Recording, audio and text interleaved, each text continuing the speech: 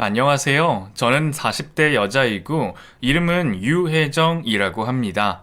제 신분을 밝히기가 좀 그래서 사는 곳은 얘기할 수 없기도 하고 이곳에 사연을 보내는 게 맞는 건지 사실 많이 고민도 했습니다. 하지만 이렇게라도 얘기하지 않으면 제 마음이 편할 것 같지 않고 먼저 떠나간 남편과 시동생의 얘기를 많은 분들이 알아주셨으면 하는 마음에 이렇게 용기를 내서 사연을 적어봅니다. 사실 이 글을 적으면서도 눈물이 많이 납니다. 남편이 떠나간 지 5년이 넘었는데도 아직까지 남편 생각만 하면 가슴이 메어지고 애도 없는데 다른 사람을 만나지 못해서 혼자 살고 있거든요. 이런 제 모습이 애처로워 보이기도 하고 불쌍해 보인다고 주변에서도 많이 얘기해 주지만 남편은 제가 만난 남자 중에 가장 의리 있고 성실하고 정말 좋은 사람이라 이런 사람이 제게 또 나타날지 하는 생각도 들고 운명처럼 남자친구가 생기거나 혹시 제가 재혼을 하게 되더라도 제 남편과 자꾸 비교를 하게 될 것 같아서 쉽사리 누굴 만나는 게 용기가 나지 않는 것도 사실입니다. 사실 이렇게 혼자 살면서 저를 보고 제일 속상해하는 건 저희 부모님입니다. 아직 저는 남편과 함께 살던 집에서 살고 있는데 이곳에 오실 때마다 이사할 생각 없어? 여기 올 때마다 김서방 생각이 나서 좀 그래. 너야 뭐 그 사람이 그리워서 여기 산다고 하지만 언제까지 혼자 지낼 순 없잖아. 물건도 웬만한 건 싹 다 가져다 버리고 이런 거 안 버리면 그 사람이 마음 편하게 떠나겠어. 유품도 때가 되면 다 버리는 게 맞아. 그래야 저승에서도 마음 편하게 돌아다니지. 이런 거 자꾸 갖고 있으면 너도 그렇고 그 사람도 그렇고 편하게 눈 못 감아. 응? 혜정아, 엄마 말 좀 들어. 너도 이제 새 사람 만나서 인생 다시 시작해야지. 언제까지 이렇게 혼자 살래? 하면서 가슴을 치며 울곤 합니다. 그럴 때마다 저도 엄마에게 너무 미안하고 왜 내가 이런 사람을 좋아해서 이런 사람을 사랑해서 우리 가족에게 이런 상처를 주는지 그 사람이 너무 밉고 괘씸하기도 합니다. 그렇다고 해서 제가 다른 사람을 안 만나본 건 아닙니다. 사실 몇 번의 연애 기회가 있었습니다. 제가 지금 중소기업에서 과장으로 일을 하고 있는데 지금은 퇴사를 한 직원이 제게 좋다고 고백을 한 적도 있었습니다. 심지어 제 남편이 떠나간 걸 알면서도 자기는 괜찮다고 그 사람과 다르게 오로지 저만 평생을 바라보겠다며 제게 프로포즈까지 했습니다. 참 제가 복받은 년인데 그 사람 마음을 알면서도 몇 년을 외면하며 살았고 직접적으로 고백을 하니 오히려 거부감이 들어서 정말 미안한 마음으로 그 사람의 고백을 거절했던 기억이 납니다. 저는 아무에게도 그 사실을 말하지 않았는데 회사의 소문은 일파만파 퍼졌고 저는 그런 소문 따위에 별로 신경 쓰는 편이 아니라 그러려니 하고 다녔는데 그 직원이 일을 관두더라고요. 그렇게 일을 관두고 나니까 사람들이 아니 유 과장, 진짜 김 대리가 프로포즈 했어. 근데 유 과장이 찬 거야? 하고 묻더라고요. 그런 거 아니에요. 김 대리가 회사 관둔 거 저랑은 상관없어요. 하고 100번, 1000번을 말해도 회사라는 게 그렇잖아요. 제가 입을 열면 열수록 소문만 더 커져서 퍼지는 곳이다 보니 그냥 입을 다무는 게 낫다는 생각이 들더라고요. 하지만 소문은 퍼져서 사람들은 절 보면 수근거리기 시작했죠. 탕비실에서 커피를 마시려고 뜨거운 물을 끓이는데 여직원 2명이 들어오더라고요. 그거 알아?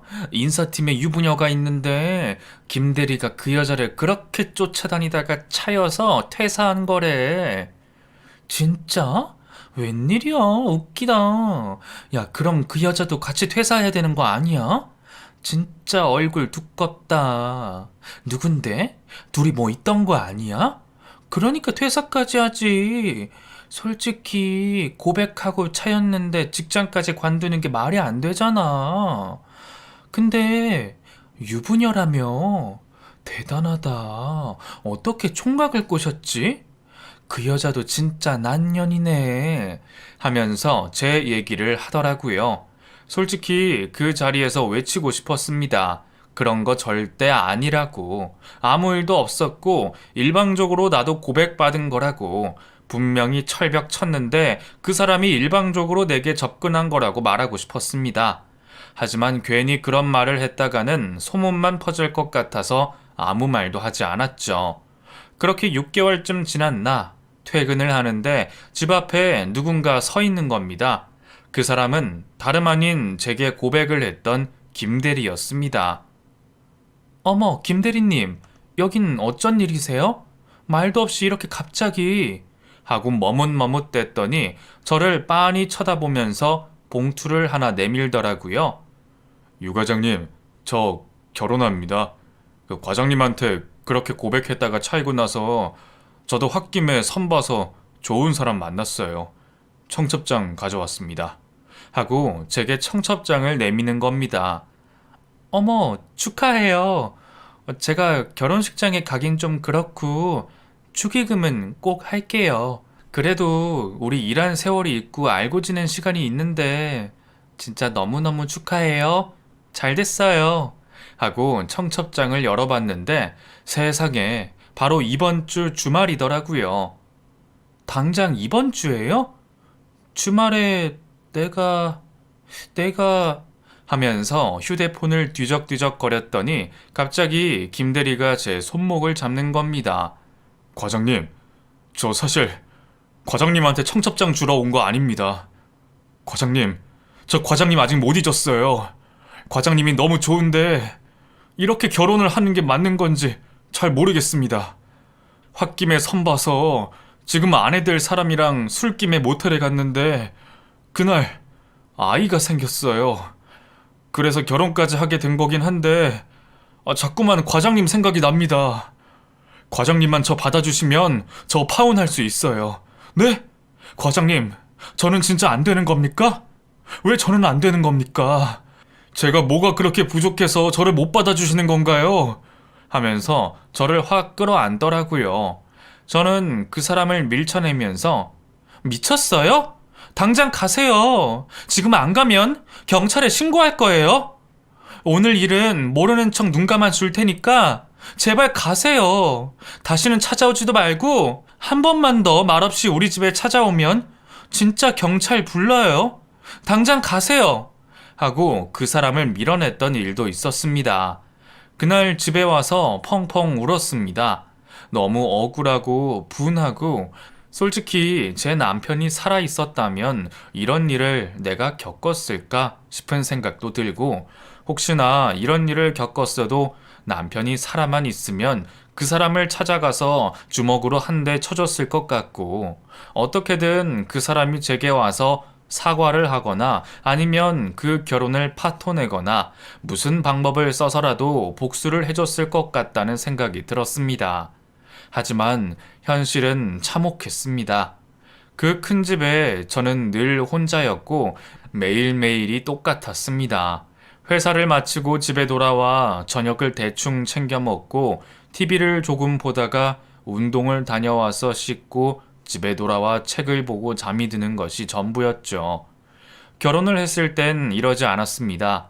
저보다도 퇴근 시간이 30분 빨랐던 남편은 항상 일찍 도착해서 같이 먹을 저녁장을 먼저 봐왔죠. 그렇게 마주 앉아 저녁을 먹고 나면 좋아하는 예능 프로그램을 같이 보면서 시간을 보냈고 운동도 같이 다녔습니다. 결혼한 지 5년이 넘었지만 저희 부부는 늘 신혼 같았고 아이가 없었지만 너무너무 행복했습니다. 하지만 제 남편, 저보다 자기 동생이 더 중요했나 봅니다. 사실 남편은 살아생전 동생과 엄청 각별했습니다. 그건 연애 때부터 알고 있던 사실이었죠. 제가 남편을 처음 만난 건 모임에서였습니다. 저는 평소 러닝과 등산을 좋아해서 모임을 2개씩 가입하며 주말에 시간을 보내는 사람이었습니다. 저는 등산 동호회 운영자였고 모임 회원은 10명이었는데 그중 등산을 매주 나오는 사람은 정해져 있었습니다. 5명 내외였는데 모임에 처음 가입한 남자가 첫 등산을 나온 날이었죠. 체력이 아주 바닥이라 제가 뒤에 가며 그 사람을 받쳐줬고 정상에 도착했을 때 환하게 웃으면서 와, 진짜 등산 좋네요. 사람들이 이래서 산에 올라오나 봐요. 하고 저를 보며 환하게 웃던 사람이었습니다. 산 아래서 만날 때까지만 해도 걱정 근심이 많아 보이는 얼굴이었는데 산 정상에 올라와서 활짝 웃는 모습을 보고 저도 그 사람에게 마음이 활짝 열렸습니다.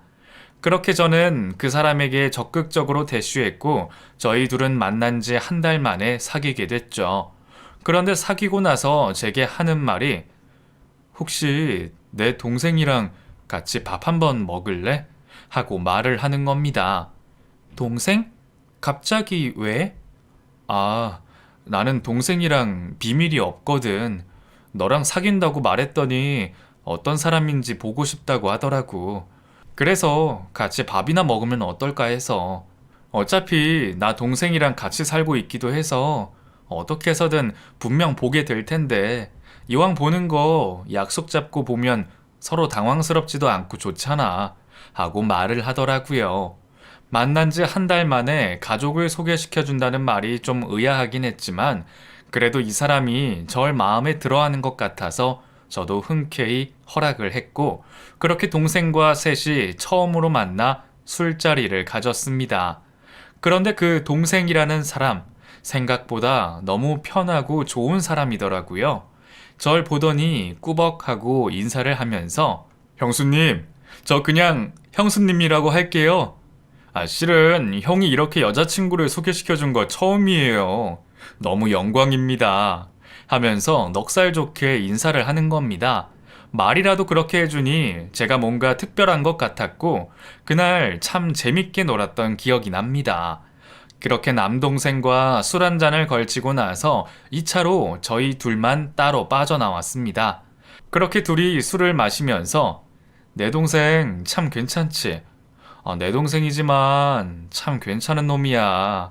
하고 맥주를 들이키더라고요. 그러게 둘이 되게 친해 보인다. 응, 맞아. 친해. 둘도 없는 사이야. 어릴 때부터 엄청 의지하고 자랐거든. 실은 우리 엄마가 새엄마야. 엄마는 일찍 돌아가셨고 아빠가 재혼을 했어. 그래서 새엄마 손에 컸는데 이상하게 나이가 들고 시간이 많이 흘러도 정이 잘 안 가네. 물론 새엄마도 그렇겠지. 그래서 어쩌다 보니까 동생이랑 이렇게 각별한 사이가 돼버렸어.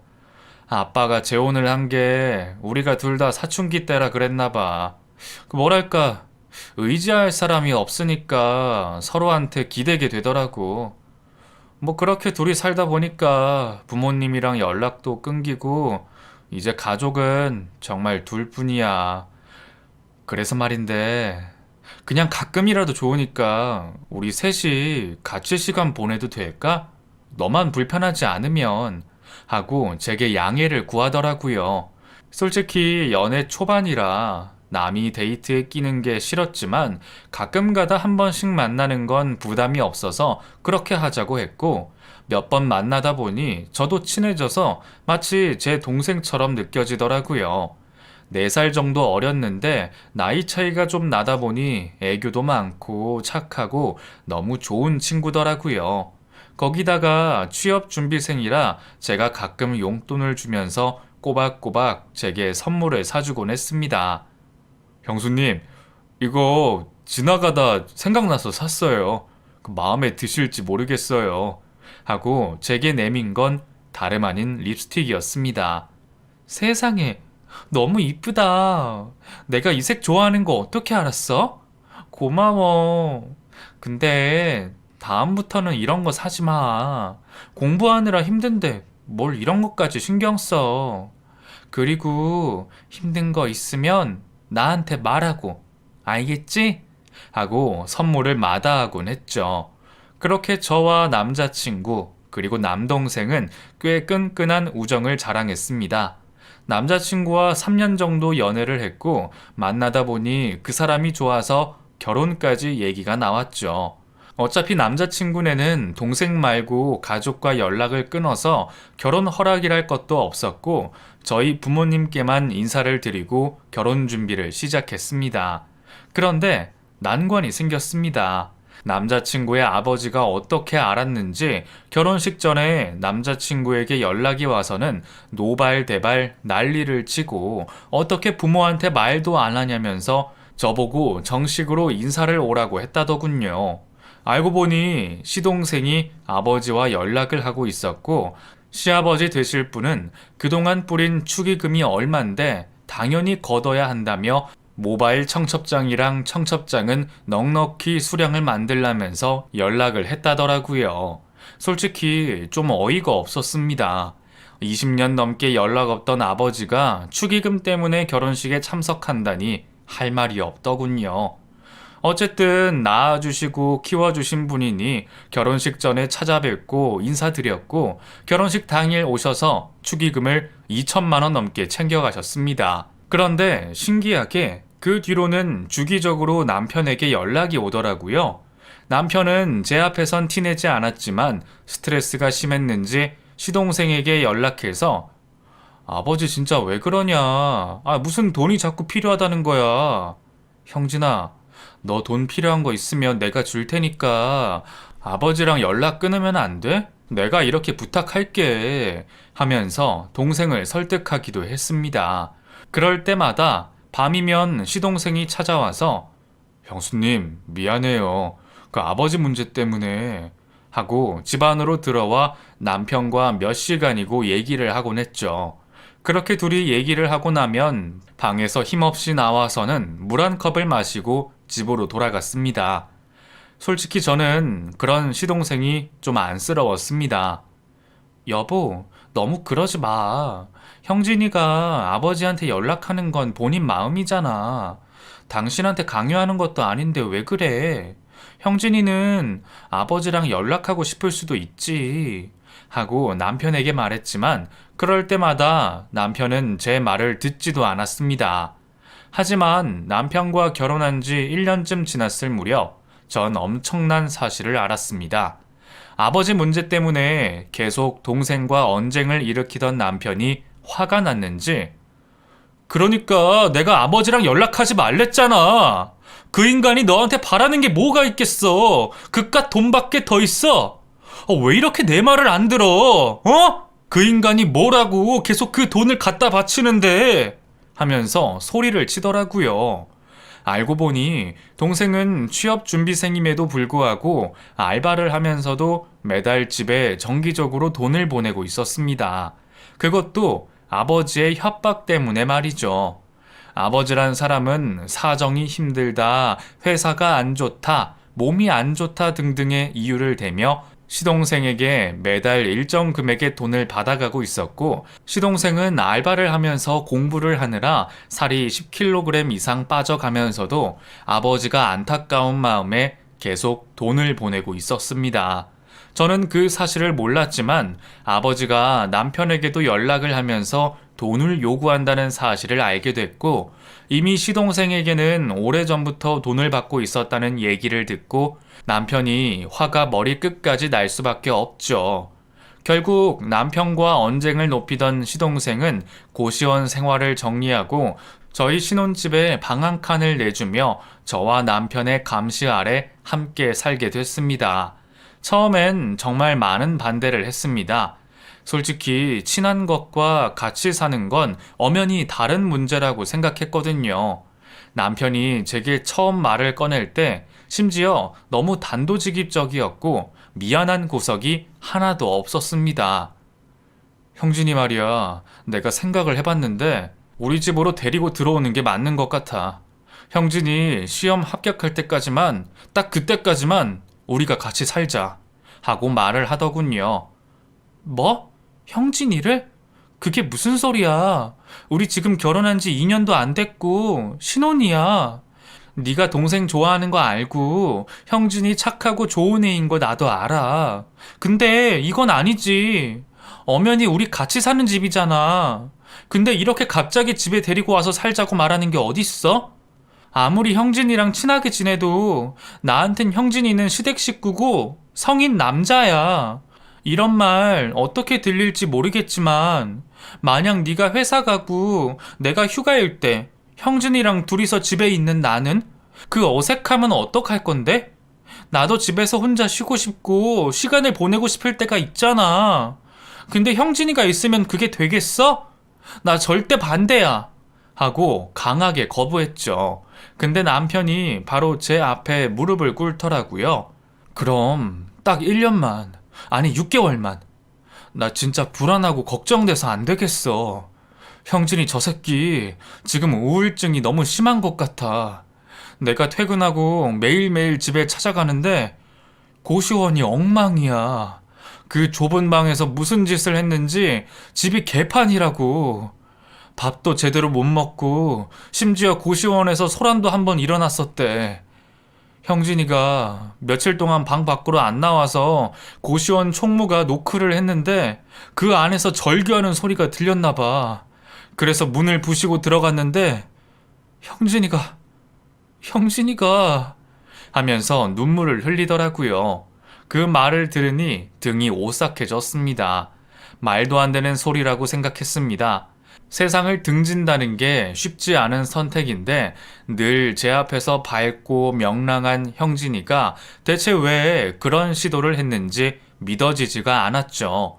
남편이 그렇게까지 말하는데 이 부탁을 거절할 수 없었습니다.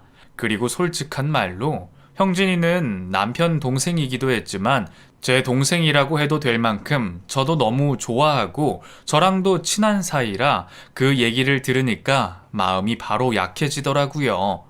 그렇게 남편의 손에 이끌려 시동생과 합가를 하게 됐고 남편은 시동생과 함께 병원에 다니겠다며 일주일에 이틀은 휴가를 내고 동생과 시간을 보냈습니다.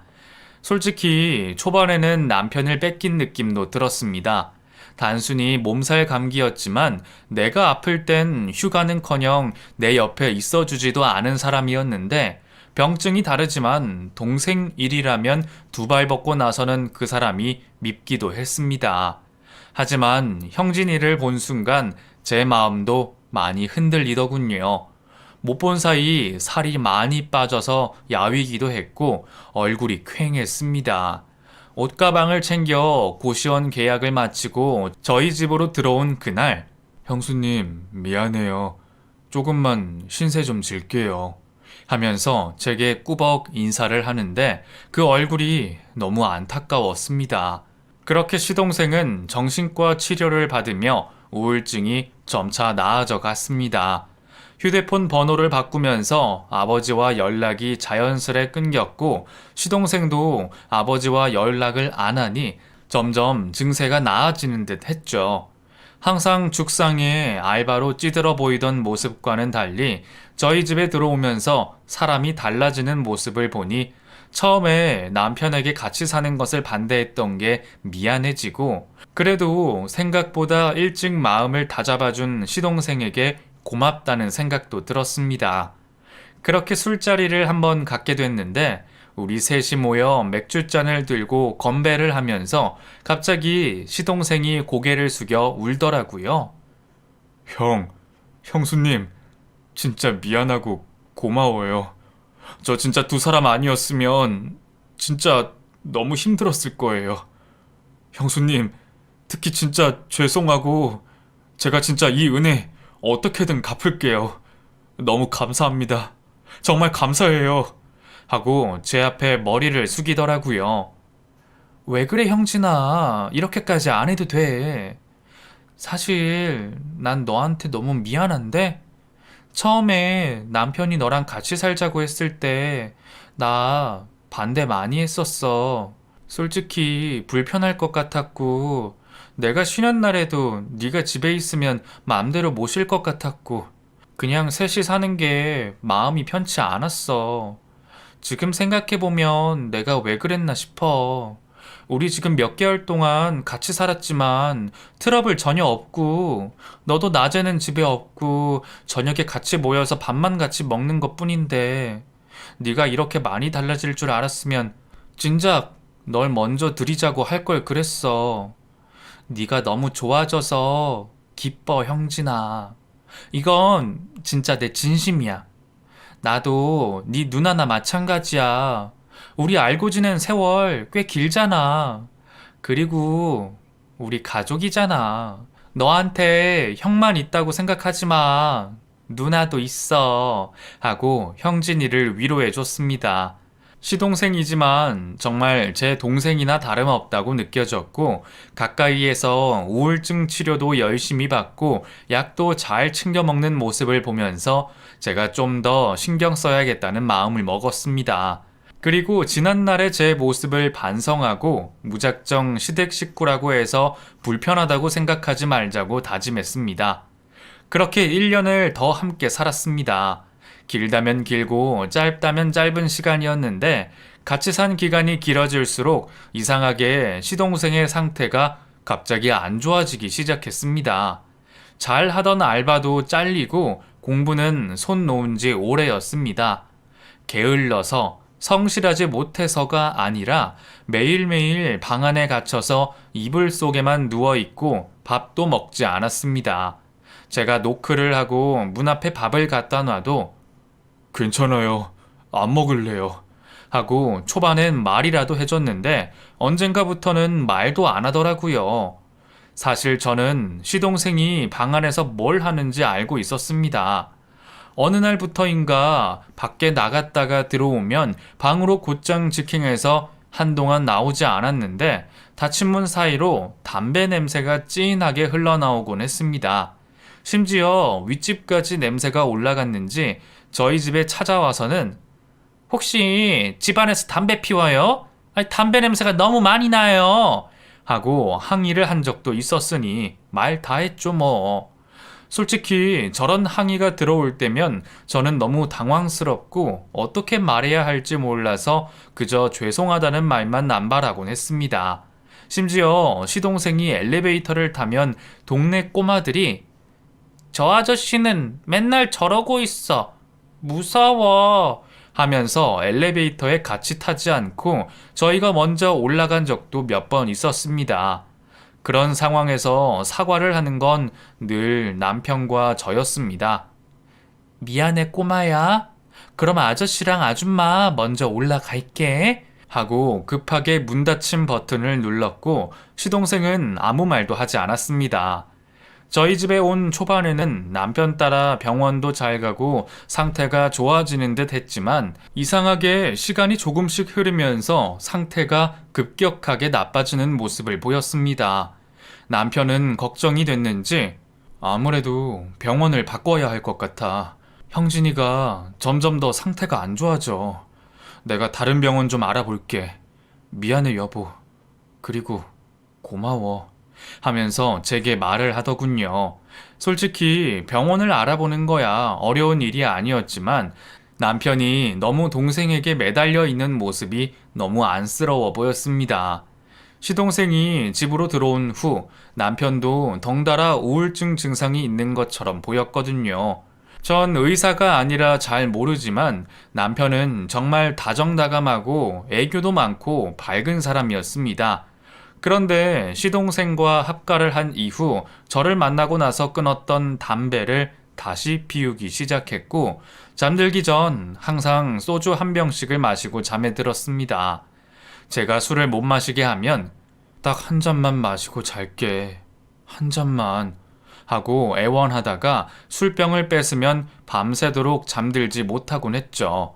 솔직히 시동생도 많이 걱정됐지만 저한테는 남편이 먼저라 그런지 남편한테 더 손이 많이 간 게 사실이었습니다. 하지만 이런 것들이 전부 무용지물이 돼버리는 사건이 일어나고 말았습니다.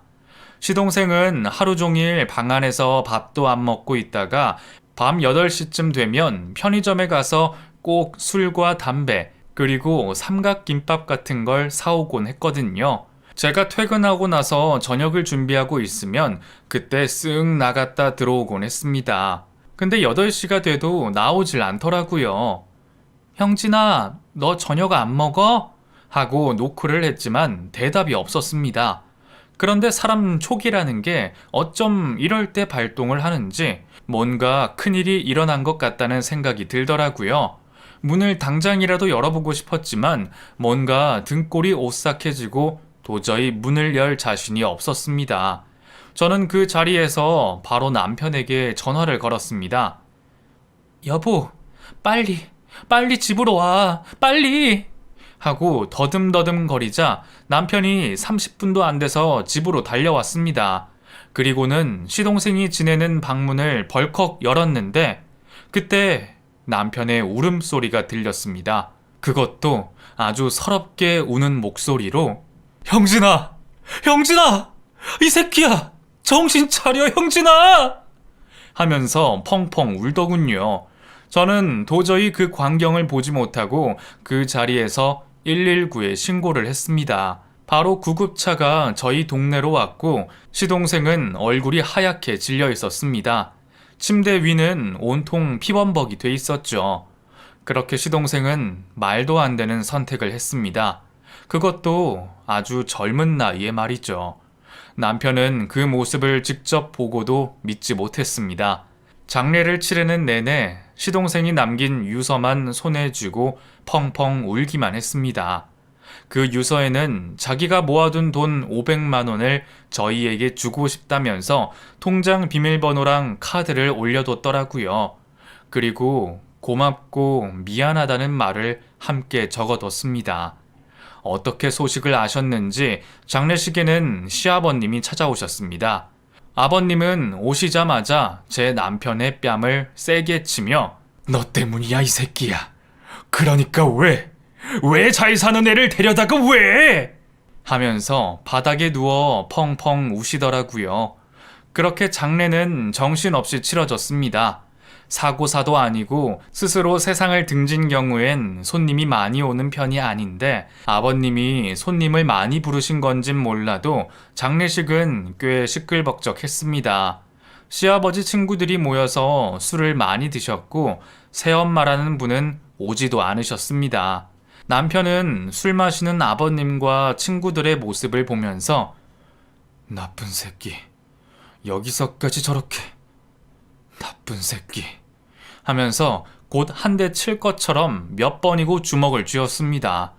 어린 시절부터 가정폭력에 시달린 남편과 시동생은 아버지를 증오했었습니다. 힘으로 이길 수 있는 나이가 됐지만 두 사람은 어떤 이유 때문인지 아버지를 절대 치지 않았고 그저 큰 소리만 낼 뿐이었죠. 하지만 그 당시 그런 것들은 눈에 들어오지 않았습니다. 그냥 허망하더군요. 사람이 이렇게 한순간에 갈 수 있다는 게 솔직히 저는 시아버지라는 사람을 가족이라고 생각하지도 않고 그냥 남이라고 생각했는데 장례를 마치고 부조금 비용을 정리하면서 그 와중에도 돈돈거리는 시아버지의 모습을 보니 정말 할 말이 없었습니다. 저도 참다 아버님 진짜 너무하세요. 사람이 죽었어요. 사람이 죽었는데 어떻게 부조금만 챙기세요? 제가 이런 말씀까지는 안 드리려고 했는데 형진이 이렇게 된 거 아버님 때문이에요. 이 사람이 얼마나 형진이 잡으려고 애썼는지 아세요?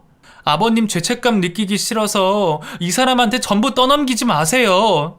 형진이 떠난 건 아버님 때문이니까요. 하고 자리를 박차고 일어났습니다. 시아버지는 제 등 뒤에 대고 저년은 뭔데 짓거리는 거냐? 저런 년을 와이프라고 데리고 왔어? 시아버지를 개똥으로 보고 앉아있네. 아유, 네가 보는 눈이 그렇지 뭐. 하면서 그 와중에도 남편 탓을 하더라고요. 그렇게 장례를 치르고 발인까지 하고 나니 정말 시동생이 떠났다는 게 실감이 났습니다. 하지만 저보다 더 시동생의 죽음이 와닿는 사람은 바로 남편이었겠죠. 남편은 정말 정신을 못 차리더군요. 정말 밤마다 울었습니다. 자다가도 벌떡 깨서는 계속 동생 이름을 불렀습니다. 결국 저는 남편을 설득해서 정신과 치료를 받게 했고 선생님께서는 더 일찍 왔어야 했는데 지금이라도 최선을 다해보겠다며 저를 위로해 주셨죠. 그렇게 저는 회사까지 그만두면서 남편의 치료에 최선을 다했습니다. 이 사람은 적어도 제가 지켜야겠다는 생각에 정말 밤낮 가리지 않고 좋은 음식이며 명상이며 심신치료며 할 수 있는 건 다 했죠. 그렇게 1년이 조금 안 될 무렵이었습니다. 항상 24시간 붙어 있으며 남편과 함께 했던 저였는데 그날은 남편이 장 보러 가는 게 조금 힘들다면서 제게 혼자 다녀오라고 하더군요. 괜찮다고 걱정 말라고 책 한 권을 보며 잘 있을 수 있다는 말에 저는 집안 CCTV를 켜두고 밖으로 나갔습니다. 그 전에도 종종 그렇게 외출한 적이 있었고 남편 역시 CCTV가 있다는 사실이 불편하지 않다고 했기에 동의하에 설치한 것이었죠. 그렇게 남편을 두고 오랜만에 홀로 나와 마트에서 이것저것 사고 집에 도착했는데 아파트 입구에서 사람들이 모여 있고 구급차가 와 있더라고요. 저는 직감적으로 알 수 있었습니다. 남편 때문이라는 사실을요. 저는 사람들을 밀치고 사건 현장을 들어갔고 화단에 떨어져 있던 남편을 다급히 구급차에 실어 옮기고 있었습니다. 저 이 사람 아내예요. 저도 데려가 주세요. 어떻게 된 건데요? 하고 장바구니를 던지고 구급대원에게 물었습니다. 자세한 건 병원 가서 확인해 보셔야 할 것 같아요. 저희도 신고받고 온 거라서요. 우선 타시죠. 하고 저를 태우고 병원으로 갔습니다. 가는 내내 구급대원분들이 계속 응급처치를 하셨는데 그런 것들은 하나도 눈에 들어오지 않았습니다. 우선 병원에 도착하자마자 바로 수술실에 들어갔고 남편은 7시간에 걸친 수술을 진행했습니다. 하지만 수술실에 들어간 뒤 남편을 마주한 곳은 다름 아닌 영안실이었죠. 모든 게 거짓말 같았습니다. 몇 번이고 제 뺨을 때리고 꼬집어도 남편은 돌아오지 않았습니다. 전 남편 장례에 참석하면서도 뒷방에 앉아 아무것도 하지 못했습니다.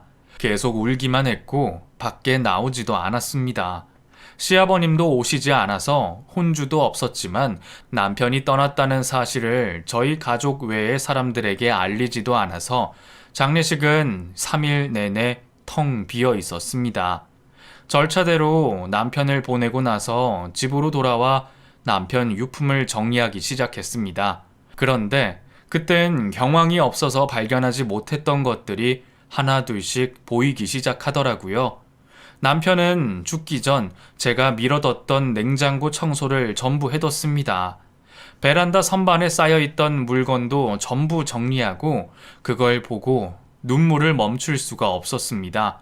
하지만 엄마가 유품은 꼭 정리해야 한다는 말에 다시 안방으로 들어와 남편 옷을 전부 꺼냈고 하나씩 짐을 싸기 시작했죠. 그런데 눈에 들어온 것이 있었습니다. 바로 화장대 위에 구겨져 있던 종이 한 장이었습니다. 분명 없었던 건데 언제 여기 올라와 있는 건지 모르겠지만 그 종이를 펼쳐보니 남편의 짤막한 유언장이 적혀 있었습니다. 혜정아, 미안해. 널 이렇게 두고 가면 안 되는데 내가 더 이상 견딜 수 없어. 그동안 너한테 빚만 지고 살아서 혹시나 도움이 될까 해서 부탁해둔 게 있어. 혜정아, 이거 발견하면 집 앞에 있는 경찰서로 가. 내가 전부 얘기해뒀어.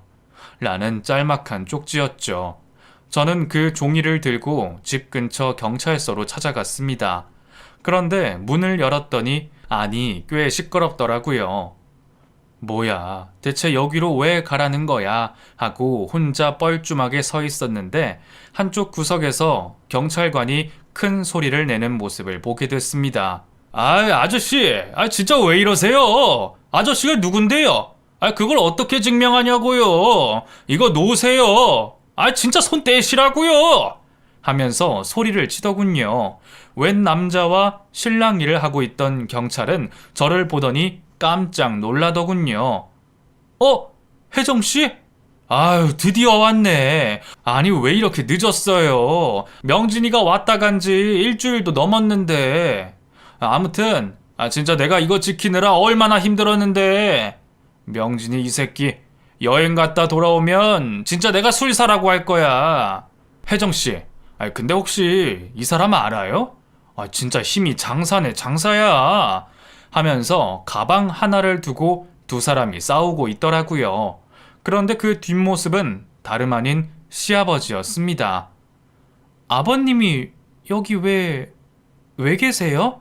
하고 물었더니 얼굴이 시뻘개져서는 빨리 내놔요! 나 가야 되니까!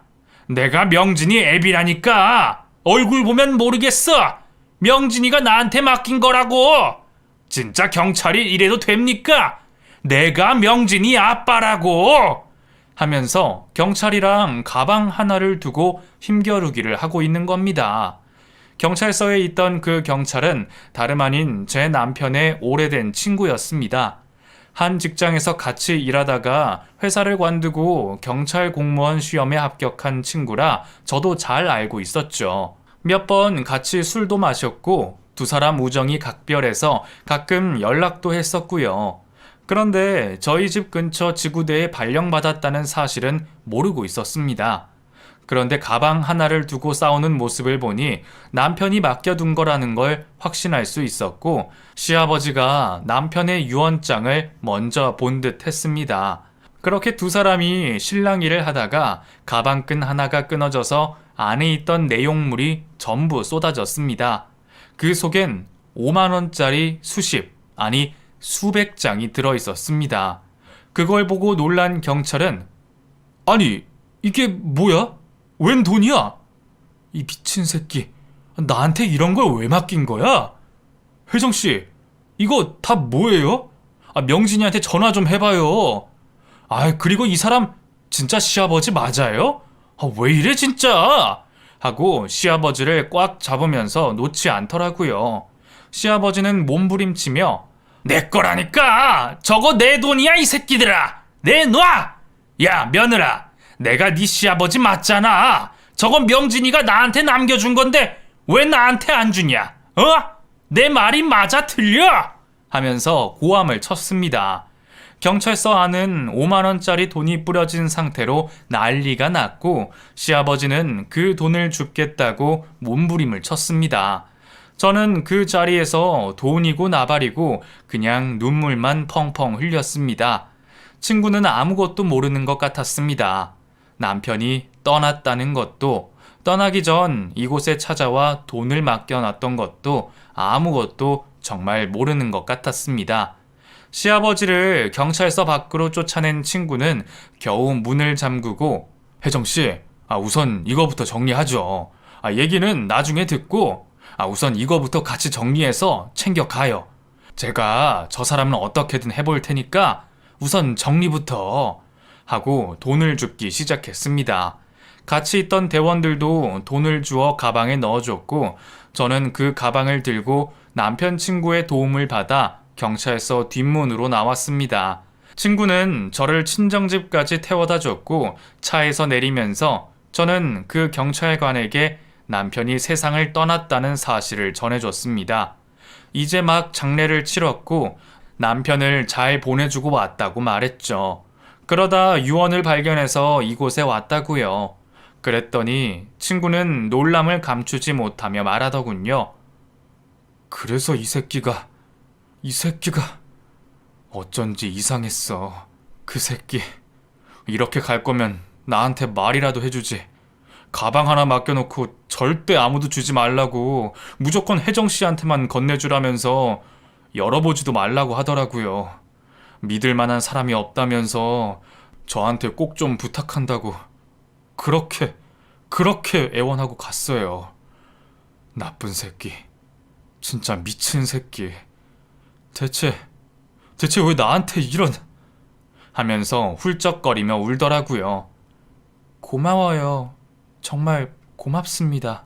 남편이 믿을 만한 사람이 정말 진욱 씨뿐이었나 봐요.